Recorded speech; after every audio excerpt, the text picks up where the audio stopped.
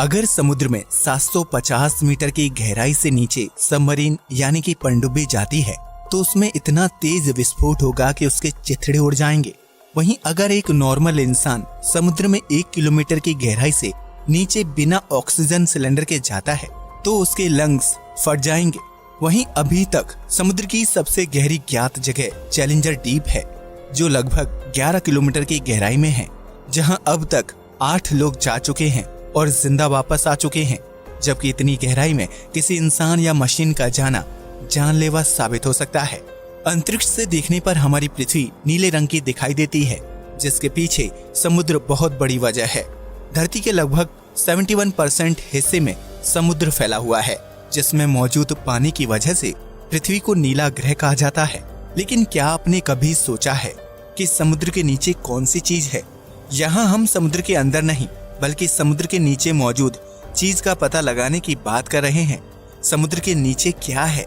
इस सवाल का जवाब जानने से पहले ये जानना जरूरी है कि समुद्र की गहराई कितनी है और यहाँ क्या कुछ गतिविधियां होती हैं।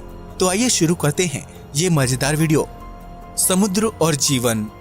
ये तो हम सभी जानते हैं कि धरती पर जीवन की शुरुआत समुद्र से ही हुई थी, जहाँ सूक्ष्म जीव और बैक्टीरिया ने जन्म लिया और बीतते समय के साथ जीवों की कई प्रजातियां अस्तित्व में आईं। ऐसे में ये कहना गलत नहीं होगा कि समुद्र धरती में जीवन देने वाले मुख्य तत्वों में से एक है, जिसके अंदर लाखों करोड़ों जीव जंतुओं की प्रजातियां निवास करती हैं। आज तक इंसान समुद्र का सिर्फ 5% हिस्सा ही खंगाल पाया है। ऐसे में समुद्र के बाकी 67% हिस्से में क्या है, ये कोई नहीं जानता।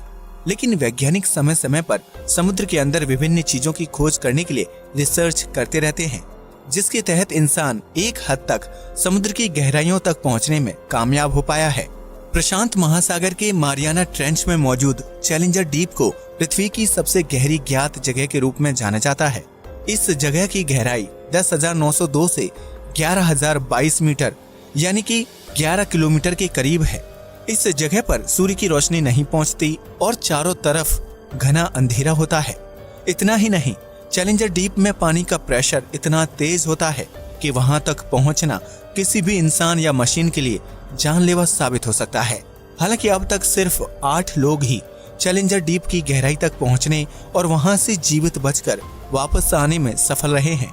लेकिन समुद्र की गहराई और उसके नीचे मौजूद चीजों का अंदाजा सिर्फ चैलेंजर डीप से ही नहीं लगाया जा सकता, क्योंकि इस समुद्र में सैकड़ों राज दफन हैं। समुद्र की गहराई। अगर आप समुद्र की गहराई को अच्छी तरह से समझना और देखना चाहते हैं तो उसके लिए शुरू से शुरुआत करनी होगी।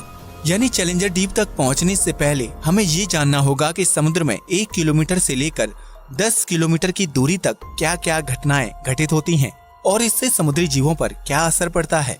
अगर आप समुद्र में 1 किलोमीटर की गहराई में जाएंगे तो एक सामान्य इंसान बिना ऑक्सीजन सिलेंडर के इस गहराई तक भी तैर नहीं पाएगा। एक इंसान ज्यादा से ज्यादा 800 फीट की गहराई तक की तैराकी कर सकता है। उससे नीचे जाने पर उसे सांस संबंधी समस्याएं होने लगती हैं। समुद्र में 1 किलोमीटर की गहराई पर जाने से इंसान को बेहद तेज वाटर प्रेशर का सामना करना पड़ेगा, जिसकी वजह से उसके फेफड़े भी फट सकते हैं। हालांकि जलीय जीवों के लिए यह प्रेशर बिल्कुल भी जानलेवा नहीं होता है। इसलिए समुद्र में 1 किलोमीटर की गहराई में मछलियों समेत दूसरे जलीय जीवों की विभिन्न प्रजातियां निवास करती हैं।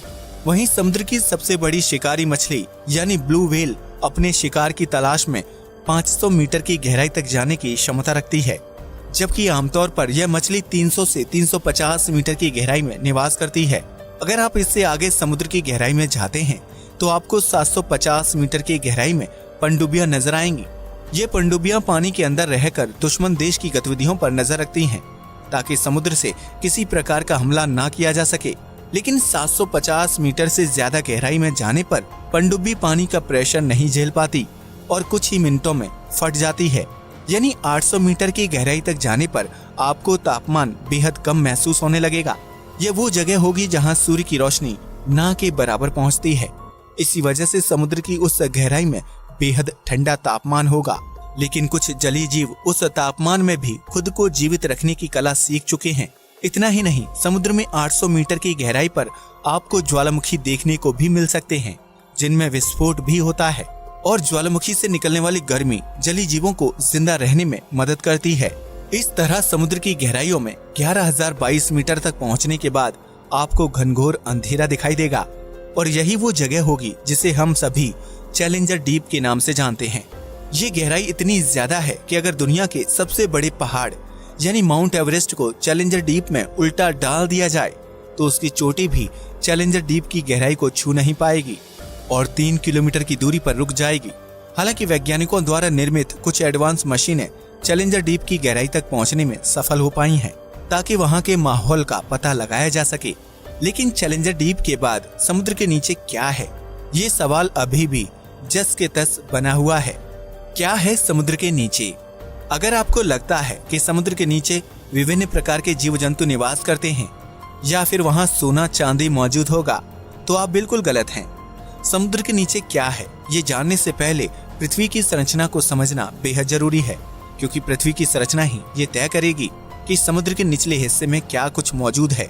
पृथ्वी की सबसे ऊपरी लेयर को क्रस्ट कहा जाता है, जहां आप, हम, नदियां, पहाड़, समुद्र और अनेकों जीव जंतु निवास करते हैं। क्रस्ट की ये लेयर 5 से 10 किलोमीटर की मोटाई वाली है। इसके बाद मेंटल की लेयर शुरू हो जाती है। क्रस्ट की लेयर में 1 किलोमीटर की गहराई तक ड्रिल करके तेल और प्राकृतिक संसाधन निकाले जा सकते हैं। हालांकि लगातार होती खुदाई की वजह से आधुनिक समय में प्राकृतिक संसाधन और तेल 1 किलोमीटर के बजाय 2 किलोमीटर की गहराई में प्राप्त होते हैं। इसी तरह समुद्र की गहराई में रहने वाले जीव जब मर जाते हैं तो उनकी बॉडी सालों साल तक पानी में डिकम्पोज होती है और आखिर में कच्चे तेल में तब्दील हो जाती है। लेकिन इसका मतलब ये नहीं है कि समुद्र के नीचे कच्चा तेल मौजूद है, क्योंकि डिकम्पोज की प्रक्रिया सालों साल चलती है। ऐसे में इतनी ज्यादा मात्रा में तेल का निर्माण तो संभव नहीं है। फिर समुद्र के नीचे क्या है? असल में समुद्र के नीचे भी पानी ही पानी मौजूद है, लेकिन ये पानी समुद्र से नहीं आता है। पृथ्वी की संरचना और यहाँ जीवन की शुरुआत होने से पहले वातावरण तैयार हुआ और मौसमी चक्र की शुरुआत हुई, जिसके परिणाम स्वरूप धरती पर सालों साल तक बरसात होती रही। आसमान से बरसते इस पानी को पृथ्वी के जमीनी हिस्से ने काफी गहराई तक सोख लिया। वहीं बरसात का कुछ पानी नदियों और झरनों में मिलकर सीधा समुद्र में चला जाता था।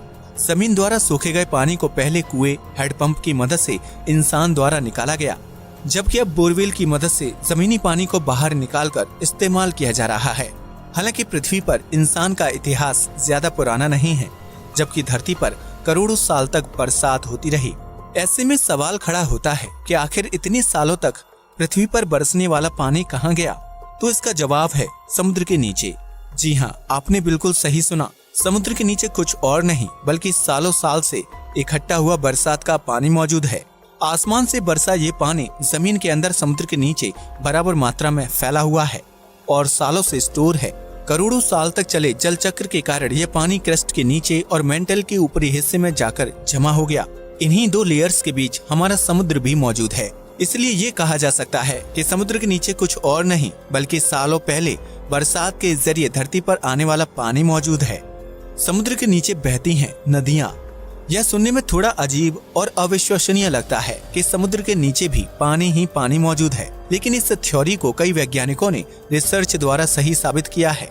समुद्र के नीचे क्या है, इस बात का पता लगाने के लिए वैज्ञानिक कई साल से रिसर्च कर रहे थे, जिसके परिणाम स्वरूप सबसे पहले मैक्सिको के समुद्र के नीचे नदी की खोज की गई। वैज्ञानिकों ने इस नदी का नाम सिनोटे एंजेलिटा रखा, जो कहीं कहीं पर 115 फीट समुद्र के नीचे बहती है और उसका पानी ताजा नहीं बल्कि खारा है। इसी तरह ब्लैक सी के नीचे भी दुनिया की छठी सबसे बड़ी नदी मिली थी, जो 100 फीट नीचे समुद्र में बहती है। इस नदी की रफ्तार 6 किलोमीटर पर आवर है, जो हर बहाव के साथ 22,000 क्यूबिक मीटर पानी लेकर चलती है। वैज्ञानिकों का मानना है कि सालों साल से समुद्र के नीचे इकट्ठा इस जल को समुद्री लहरों और सूर्य के प्रकाश की वजह से गति मिलती है, जिसकी वजह से यह पानी नदियों में तब्दील हो जाता है। हालांकि वैज्ञानिकों का मानना है कि समुद्र के नीचे पानी सिर्फ एक जगह जमा या नदियों के रूप में ही नहीं है, बल्कि यह झरनों के रूप में भी हो सकता है। समुद्र के नीचे कैसे बहती हैं नदियां? वैज्ञानिकों ने जब इस बात का पता लगाया कि समुद्र के नीचे नदियां बहती हैं, तो उनके बहाव के पीछे की वजह जानने के लिए लोग उत्साहित होने लगे। ऐसे में रिसर्च से पता चला कि समुद्र के नीचे नदी का निर्माण होने के लिए समुद्री पानी की डेंसिटी यानी कि घनत्व, धरती का घूमना और तापमान जिम्मेदार होता है। जब एक जैसी डेंसिटी वाले समुद्री पानी की मात्रा आपस में मिलती है तो उससे समुद्र के नीचे जमा पानी में नई धाराएं बनने लगती हैं। ये छोटी छोटी धाराएं एक साथ मिलकर बड़ी धारा का निर्माण करती हैं, जिसके परिणाम स्वरूप समुद्र के नीचे नदियां बहने लगती हैं। इसके अलावा समुद्र में सूर्य की रोशनी अलग अलग जगहों पर अलग अलग प्रकार से पड़ती है। ऐसे में समुद्र में किसी हिस्से का पानी बेहद ठंडा होता है तो किसी जगह पानी बेहद गर्म होता है। समुद्री पानी के तापमान में इस तरह की विभिन्नता की वजह से समुद्र के नीचे जमा पानी में धाराएं या हलचल पैदा होती है, जिसके बाद समुद्र के नीचे नदी का निर्माण हो जाता है। हालांकि इन दो कारणों के विपरीत समुद्र के नीचे नदियों का निर्माण होने के लिए धरती के घूमने की प्रक्रिया को सबसे ज्यादा जिम्मेदार माना जाता है। पृथ्वी लगातार अपनी धुरी पर घूमती रहती है, जिसकी वजह से जमीन के अंदर जमा पानी में कंपन और हलचल होती है।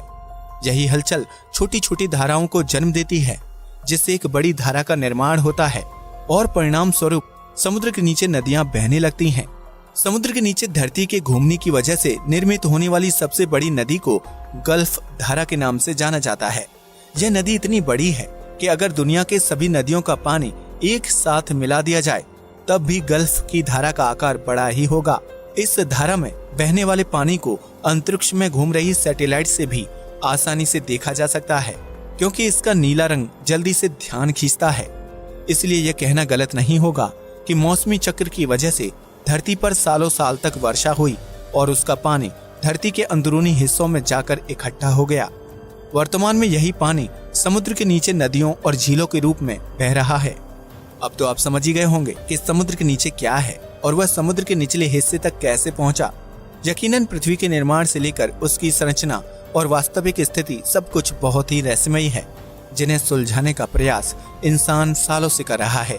अब ये देखना दिलचस्प होगा कि समुद्र के नीचे मौजूद पानी में भी जीवन संभव है या नहीं। इस बारे में आपकी क्या राय है? कमेंट सेक्शन में जरूर बताइएगा। नमस्कार दोस्तों।